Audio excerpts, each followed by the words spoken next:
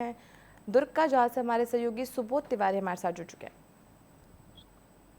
जी सुबोध जी, आपसे जानना चाहेंगे, आज एक जेल से कैदी फरार हो गया है, फिंगरप्रिंट लगाने के बहाने कैदी फरार हुआ। कहीं ना कहीं प्रशासन की बड़ी लापरवाही देखने को मिली है।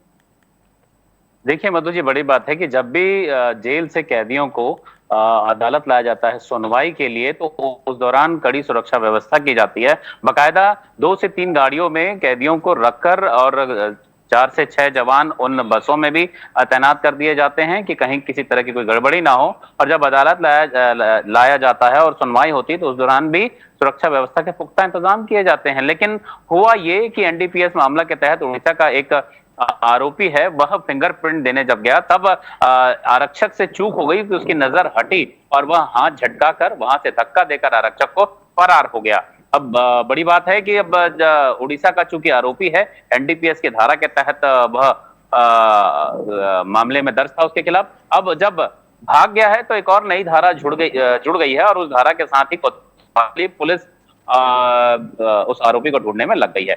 दूसरी बड़ी बात है कि पिछले दिनों ओमनगर उरला में जिस तरीके से मासूम बच्ची के साथ बलात्कार और हत्या का मामला का खुलासा हुआ था, सामने आया था, उसे लेकर अब जो राजनीतिक सरगर्मियां वो तो तेज हो ही गई हैं। अब बताया जा रहा है कि प्रदेश अध्यक्ष दीपक बैज भी उस परिवार से मिलने पहुंचने वाले हैं और उनका हालचाल जानेंगे, और अगर उन्हें कोई पीड़ा है, किसी तरह की समस्या है, तो वह जानकारी लेकर भी दुर्ग पुलिस को चेताएंगे। लेकिन एक बात और सामने आ रही है, चाहे वो परिवार के सदस्यों के द्वारा कही जा रही हो या अन्य मंचों के द्वारा कही जा रही हो, मासूम बच्ची का आरोपी करार दिया गया है, वह सरासर गलत है। ऐसी कोई बात नहीं है। चाचा का संबंध जो है परिवार के सदस्यों से, अन्य सदस्यों से काफी अच्छे थे। लेकिन दुर्ग पुलिस अपनी बात पर अड़ी है, क्योंकि उनके पास पोस्टमार्टम रिपोर्ट है और पोस्टमार्टम रिपोर्ट के आधार पर उन्होंने ही संदेह बयान और पोस्टमार्टम रिपोर्ट के आधार पर ही आरोप तय किए हैं और आरोपी से भी पूछताछ की है और उसने भी अपना गुनाह कबूल किया था। तो इस तरह के भी संदेह सामने आ रहे हैं। दूसरी बड़ी बात है कि शहर में जिस तरीके से अतिक्रमण हटाने को लेकर नगर पालिका निगम भिलाई जो है, प्रशासन काफी मुस्तैद है। लेकिन अगर साडा की बात करें, आज से 35 साल पहले जब निगम के पहले विशेष क्षेत्र विकास प्राधिकरण था, यानी कि साडा था, तो उस दौरान नाले के ऊपर ही शीतला कॉम्प्लेक्स, पावर हाउस छावनी थाने के पीछे शीतला कॉम्प्लेक्स में नाले के ऊपर ही 22 दुकानें आवंटित कर दी गई थी।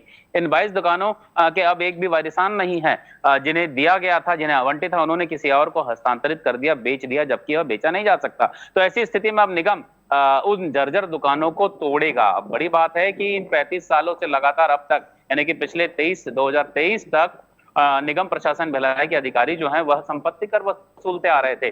जब वह दुकान ही अवैध तरीके से निर्मित किया गया था और जर्जर हो चुका था और उसके मालिक भी सामने नहीं थे, तो संपत्ति कर की वसूली आखिर किस आधार पर की जा रही थी, एक बड़ा सवाल खड़ा होता है। तीसरी बड़ी बात है कि आरटीई को लेकर लगातार शिकायतें आ रही हैं दुर्ग जिले में। जिला प्रशासन के सामने, कलेक्टर के समक्ष और जो जनदर्शन है उसमें भी शिकायतें लगाई जा रही हैं कि जो सक्षम परिवार के बच्चे हैं, उन्हें आरटीई के तहत, राइट टू एजुकेशन के तहत, निजी स्कूलों में एडमिशन दे दिया जा रहा है। और जो सक्षम नहीं है, यानी कि जिन्हें वाकई अच्छी शिक्षा की जरूरत है, जिस परिवार के बच्चों को, तो उन्हें शिक्षा से वह वंचित होते जा रहे हैं। तो ऐसे में कलेक्टर अभिजीत सिंह ने एक विशेष बैठक बुलाकर तमाम शिक्षाविदों को, शिक्षा अधिकारियों को सूचित किया है और 70 से ज्यादा जो नोडल अधिकारी बनाए गए हैं, जो कि ऑनलाइन पोर्टल खुला, और 10,000 से ज्यादा जो पालक हैं उन्होंने अप्लाई किया अपने बच्चों को अच्छी शिक्षा के लिए। तो ऐसे में हाथ पैर सुन्न पड़ने लगे हैं अधिकारियों के और पुरानी गलतियों भी उजागर हो गई हैं। तो ऐसे में निर्णय नहीं ले पाने की स्थिति निर्मित हो रही है। तो ऐसे में 70 से ज्यादा नोडल अधिकारी बनाए गए हैं जो ये तय करेंगे कि जिन बच्चों को आरटीई के तहत स्कूलों में एडमिशन दिया जाएगा, क्या वे वाकई उस लायक हैं, और अगर नहीं है तो उनका नाम उस लिस्ट से काट दिया जाएगा। और अगर बाद में पाए गए तो नोडल अधिकारियों के ऊपर भी कलेक्टर के द्वारा, यानी कि जिला प्रशासन के द्वारा, कड़ी कार्रवाई भी की जाएगी। मधु जी। सुबोध जी, तमाम जानकारियों के लिए आपका बहुत बहुत धन्यवाद। तो ये थे हमारे सहयोगी सुबोध तिवारी दुर्ग से, जिन्होंने बताया कि पिछले दिनों हुई मासूम बच्ची की रेप और हत्या मामले में अब आज पीसीसी चीफ दीपक बैज भी पीड़ित परिवार से मुलाकात करने जा सकते हैं।